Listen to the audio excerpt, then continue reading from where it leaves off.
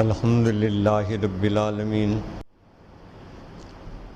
والصلاة والسلام علی سید المرسلین وخاتم النبیین وعلی آلہ واصحابہ اجمعین اما بعد فاعوذ باللہ من الشیطان الرجیم بسم اللہ الرحمن الرحیم وَلَقَدْ خَلَقْنَا الْإِنسَانَ مِنْ صَلَالَةٍ مِّن طِينٍ ثُمَّ جَعَلْنَاهُ نُطْفَةً فِي قَرَارٍ مَّكِينٍ ثُمَّ خَلَقْنَا النُّطْفَةَ عَلَقَةً فَخَلَقْنَا الْعَلَقَةَ مُضْغَةً فَخَلَقْنَا الْمُضْغَةَ عِظَامًا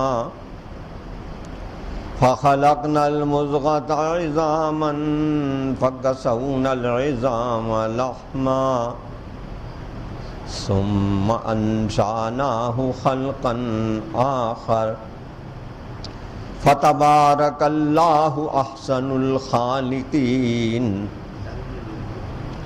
ثم إنكم بعد ذلك لميتون ثم انکم یوم القیامت تبعثون صدق اللہ مولانا العظیم۔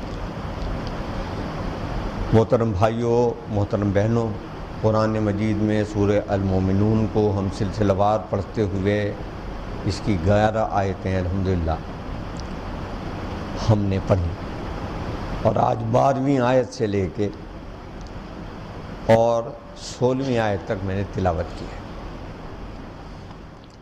ہم نے 9 آیتوں میں جو باتیں پڑھی اس کے بارے میں تو نبی اکرم صلی اللہ علیہ وسلم کا یہ ارشاد بار بار یاد دلایا کہ ارشاد فرمایا حضور نے، جس نے ان پر عمل کر لیا اس کے جنت میں جانے کے لیے کافی ہے۔ گویا ہمارا نصاب آخرت پورا کا پورا اللہ نے ان 9 آیتوں میں بیان کر دیا کہ وہ فلاح پانے والے لوگ کیسے ہوں گے۔ اور پچھلے جمعے کے درس میں فلاح کا تصور اور اللہ کی طرف سے کامیابی اور کامرانی کا جو معیار جنت الفردوس کی صورت میں اللہ عطا فرمائے گا، اس کی تفصیلات قرآن مجید کے مختلف مقامات سے میں نے آپ سے بیان کی تھی۔ آج قرآن مجید کی ان آیات میں موضوع بالکل بدل گیا ہے۔ قرآن پاک نہ فلسفے کی زبان میں اترا، نہ سائنس کی زبان میں اترا، یہ کتاب زندگی ہے تو یہ انسانوں کی روزمرہ زندگی کے زبان میں اترا ہے، اور ایسی زبان میں کہ اس زمانے میں وہ فصیح ترین زبان تھی اور آج بھی وہ فصیح ترین زبان ہے۔ عربوں کا سارا اثاثہ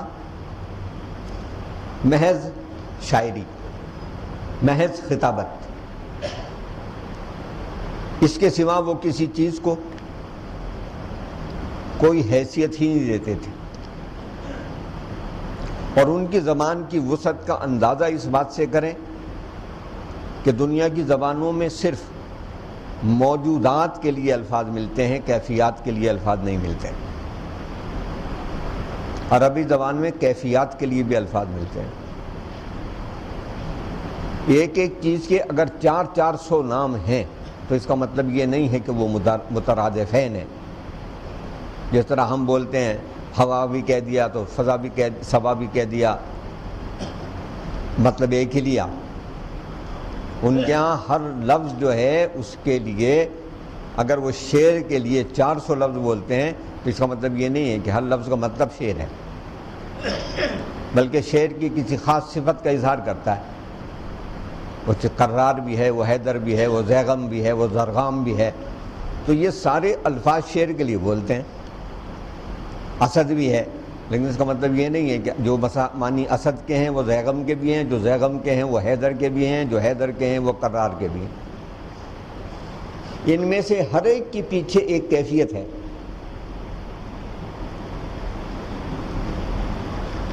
تو وہ کیفیات کے لیے بھی الفاظ رکھتے ہیں۔ اور اسی لیے وہ ساری دنیا کو گونگا کہتے تھے۔ جو شاعر سب سے بڑھ جاتا تھا جب سالانہ ان کا میلہ ہوتا تھا، اس میں شاعری کے اکھاڑے جمتے تھے جنہیں آپ اردو میں مشاعرہ کہتے ہیں، تو ان میں جو آدمی سب سے نمبر لے جاتا تھا تو باقی سارے شاعر مل کے اسے سجدہ کرتے تھے، یعنی اس کی عظمت اور تعظیم کے اعتراف میں، اور پھر وہ اس کا قصیدہ جو تھا کعبے پر لکھ کے لٹکا دیا جاتا تھا، اور وہ آج بھی جاہلی ادب جو ہے موجود ہے تاریخ میں، کہیں محو نہیں ہو گیا، سب معلقات کہلاتے ہیں۔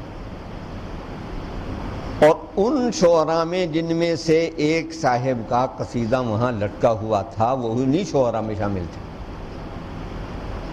انہیں ایمان لانے کی سعادت نصیب ہوئی، حضرت لبید رضی اللہ تعالیٰ،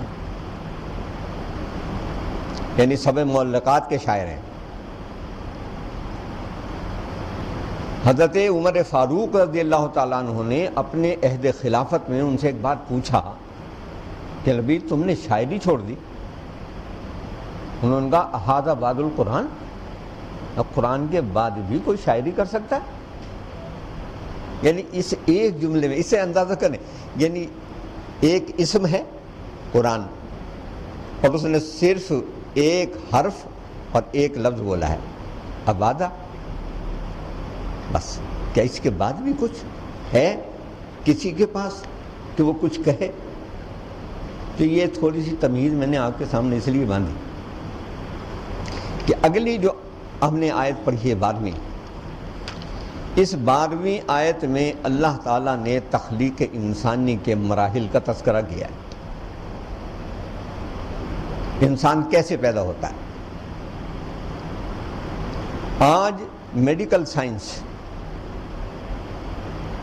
ہزارہا منزلیں طے کر کے، لاکھوں مشینیں ایجاد کر کے اس مقام پر آئی کہ جہاں وہ پیدائش انسانی کے لمحے لمحے کی رپورٹ پیپر پر دیتی ہے۔ الٹرا ساؤنڈ کرا لیں، خوردبینی معائنے کرا لیں، خون کے بہت ہی نازک قسم کے ٹیسٹ کرا لیں جس میں بچہ بننے والے جراثیم کی ایک ایک کیفیت کا اظہار ہوتا ہے۔ لیکن اس آیت میں اللہ تعالیٰ نے انسان کی پیدائش کے جو مراحل طے کیے ہیں، ان سارے مراحل میں ابھی ایک مرحلہ ایسا ہے کہ جس تک ان کی مشینیں نہیں پہنچی، جہاں سے قرآن آغاز کر رہا ہے کہ ثم جعلناہ وَلَقَدْ خَلَقْنَا الْإِنسَانَ مِنْ صُلَالَةٍ مِّن طِينٍ، اور ہم نے انسان کو مٹی کے سط سے بنایا ہے، مٹی کے جوہر سے بنایا ہے۔ مٹی کا جوہر کس طرح سے انسان بنتا ہے سائنس ابھی یہاں نہیں پہنچی، وہ اس کی کوئی توضیح کرنے سے قاصر ہے۔ لیکن سورہ حامیم سجدہ میں اللہ نے ایک بات کہی ہے اور کہا ہے کہ ہم عنقریب تمہیں آفاق میں بھی اور تمہارے اپنے وجودوں میں بھی اپنی آیتیں دکھائیں گے، اور پھر تمہارے لیے بھاگنے کا موقع کوئی نہیں ہوگا کہ تم قرآن مجید کے بیان کیے ہوئے حقائق سے انحراف کر سکو۔ آج ہم اس منزل میں کھڑے ہیں کہ جہاں اللہ کی آیتیں ہمارے وجودوں میں ظاہر ہو رہی ہیں، نور کی طرح پھوٹ رہی ہیں۔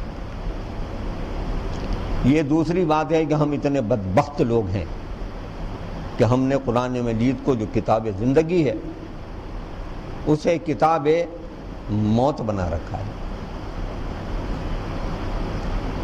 کہ دم نکالنا ہو کسی کا تو اسے یاسین سنا دو، کہتے ہیں جی وہ مرنے والے کو سنائے۔ مجھے ایک دفعہ کا اتفاق ہے، مجھے احساس ہوا ایک بزرگ کے بارے میں کہ شاید ان پر نظر طاری ہے، تو میں نے یاسین پڑھنی شروع کر دی. بہت عرصے کی بات ہے، میرا خیال ہے شاید 30-35 برس پہلے کی بات ہے.